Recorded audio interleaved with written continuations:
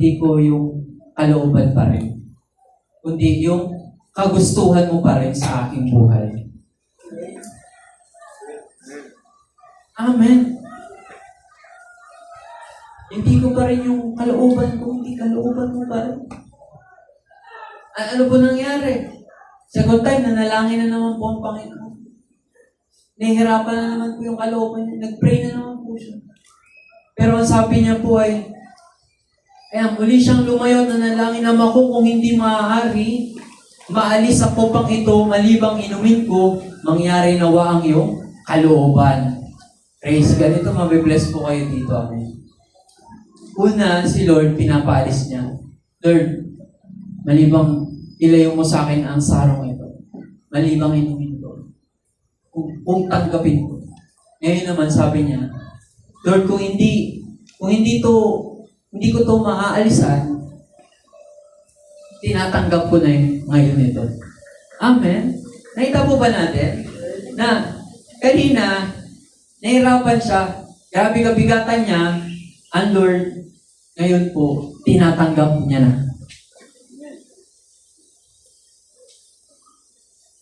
Amen.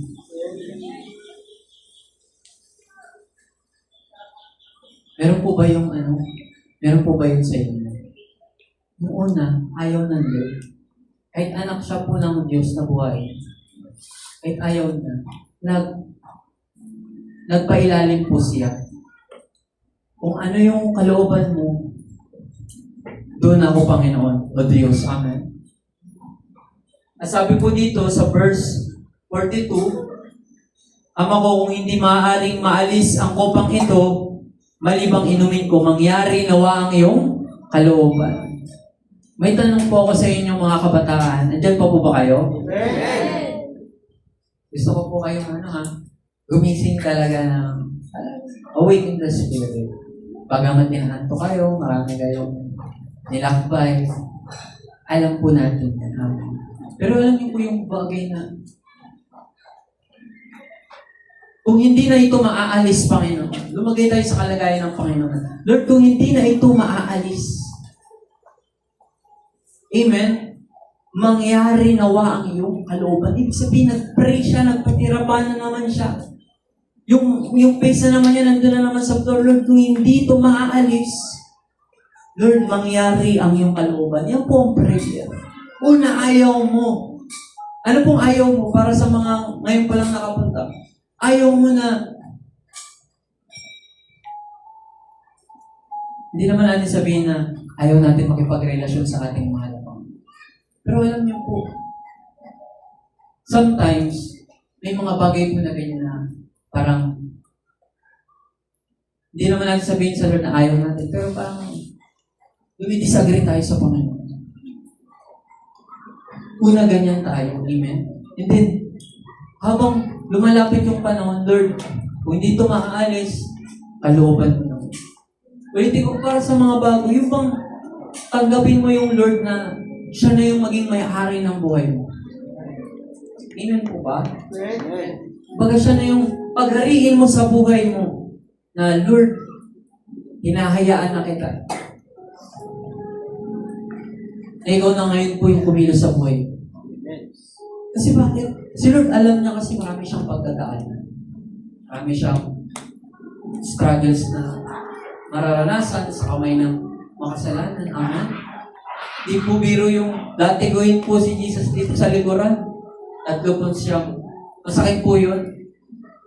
Amen? At ito po ito pa nga po yung nakakalungkot yan nagpasoro, nagpa-bigat at sakit talaga ng kalooban ng lutang punong-puno ng kalungkutan. Alam niyo po yun malalaglag siya sa mga taong makasalanan. Andyan ba po ba kayo? Yes. Malalaglag siya sa mga taong makasalanan na yun naman ang reason bakit siya bumaba sa lupa para iligtas itong mga taong ito. Malalaglag siya doon. Amen. Yung mga mata niya umiiyak. Bakit kasi? Ano po yun? Pinagpuwisan mo ito ng mga buhay, itong mga tao. Pagkas malalaglag ka sa kamay nila.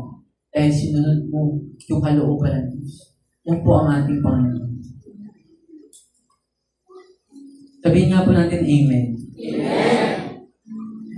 Nabalos si Jesus ng makapal na mga tao para siya'y pahirapan. Yun po yung masakit po sa kanya. Amen.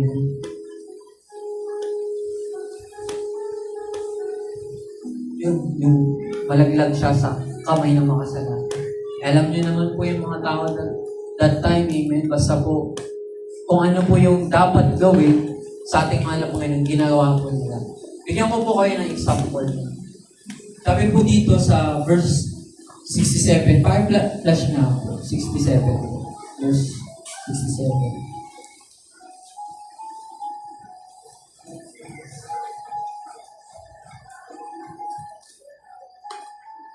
Then sa chapter 26, verse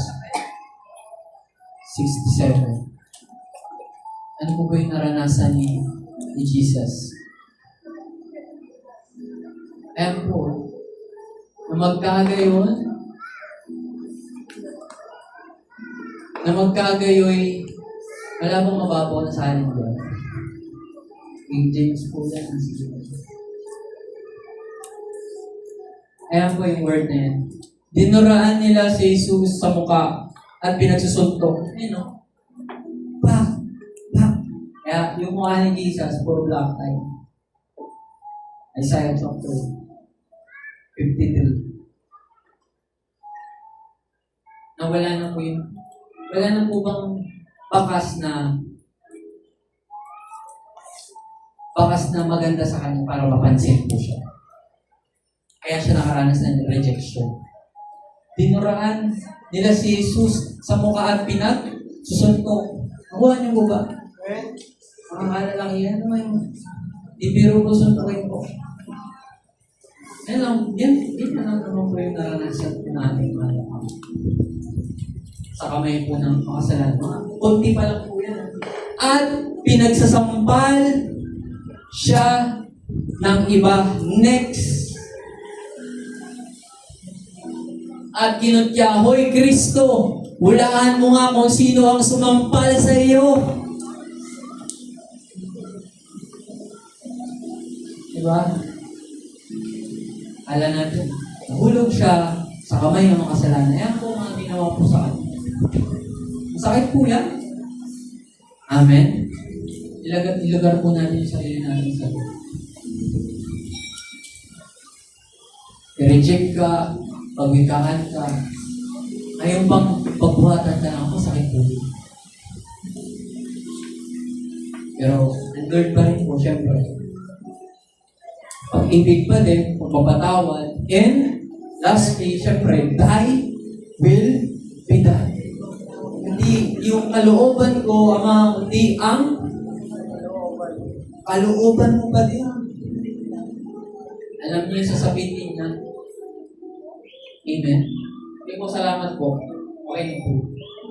Living like Jesus yun, alam mo ba yung cause ng pagtawag sa iyo ng Panginoon? Alam mo ba yung ang God the Father tinawag si Jesus? Alam mo ba, tinawag ka ni Jesus sa iyong pangalan. Sa sinapupunan ng iyong nakagaya ni Isaiah at Jeremiah. Alam mo ba yung cost na babayaran mo? Sa Tagalog, alam mo ba yung halaga na babayaran mo para sumunod sa ating malawang? Amen. Kasi kung hindi mo alam, ay ito po yan, no? Hindi po ito laro o biro. That's why, di ba? Not to mention, pagkatapos nga po ng mga gathering, ng mga youth gathering na yan, ano po? Kinabukasan, 3 camp, o sabihin na natin 5 camp, aapoy pagkatapos. Ayun na. Binabalik na ng kaaway agad sa ordinary. Dahil ano po? Kasi nga, may babayaran ka. Kumbaga, marami kang i-reject para lang masunod mo ang Panginoon. Marami ka rin prayer na, Lord, kahit ito mahirap, hindi kalooban ko, kundi kalooban mo pa rin. Amen? Sino sa inyo yung ano? Diba, dati po, tayo kasi, testimony lang para sa hindi nakakaalam. O, may po ba na testimony? Dati po, kagaya nyo po, ako ba nag-sigarilyo rin po ako, nag-drugs din po ako, nag-inom rin po ako ng maraming alak. Pero yung time na na-meet ko po si Jesus, gumising po ako na para bang nawala yung lahat sa buhay ko. Then, nawala yung appetite ko sa mga ganyang bagay. Pagkatapos po na, nilid po kami ng pastor ako na surrender yung mga hindi or nakakahadlang sa pag-inom ko. At that time, nagsisigarilyo pa ako. And bilang obedient sa pastor ako, sumunod po ako. Wala pong Bible verse, sumunod ako. Walang alcohol. Nag-decision lang po ako. Amen. Kaya, kahit dumating yung mga temptation sa akin na, alam mo, Michael, inumin mo to pag hindi mo to ininom. Pag hindi mo to, binuga, initip. Hindi na tayo magkaibigan. I say no. Kasi nga po, nangako ka na sa Panginoon. Amen? Mahirap para sa'yo. Mahirap para sa atin yung ganong bagay na may kaliyahan naman ako, may kaliyahan ka naman, anak ng Diyos na pumili kung ano yung gusto mong gawin sa buhay mo. Pero yung piliin yung kalooban ng Diyos para maparangalan mo siya, ibang usapan po yun. Yun yung cost na sinasabi ko po sa inyo. Willing po ba kayong bayaran yung cost na yun? Para mapaligaya lang ang Panginoon. Kasi diba, ang Panginoon, sobra na po siya sa hirap, pasakit, nawa, sa henerasyon po natin ngayon, makakita ang Panginoon sa victorious na kung saan nagpapaligaya naman ang kanyang puso. Amen? Pwede ba natin yung past, di ba? Kalimutan natin. Lord naman, kinakalimutan niya. Pwede po ba yung mga mali natin? Kalimutan natin dahil kinalimutan natin ang Panginoon. Pwede ba mag-start tayo, baguhin natin yung image natin sa harapan ng Diyos na, Lord, kahit mahirap, susunod po ako sa iyo.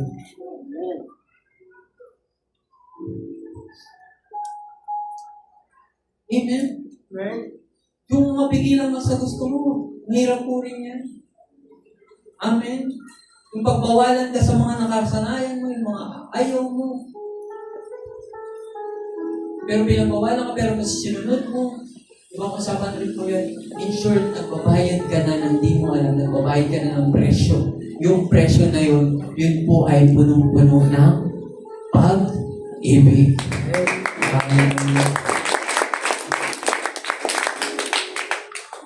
Amen? Diba yung iba po sa inyo? Di naman kayo magaya ng nanay. Di naman tayo magaya ng nanay na lagi sa prayer mountain. Pero bakit feel na feel niyo yung love ng Panginoon? Bakit kayo lingkod ng lingkod sa Panginoon? Kasi di nyo alam na babayaran nyo lang pala ng presyo. Nagmamahal lang pala kayo sa Panginoon ng pagsunod nyo yung pagdidinay natin ang ating mga sarili. Napaparangalan na pala ang Lord. That's why dinadalaw niya na lang tayo hindi tayo na gusto niya. Right? Amen? Right? Ganun po kasi ang Panginoon.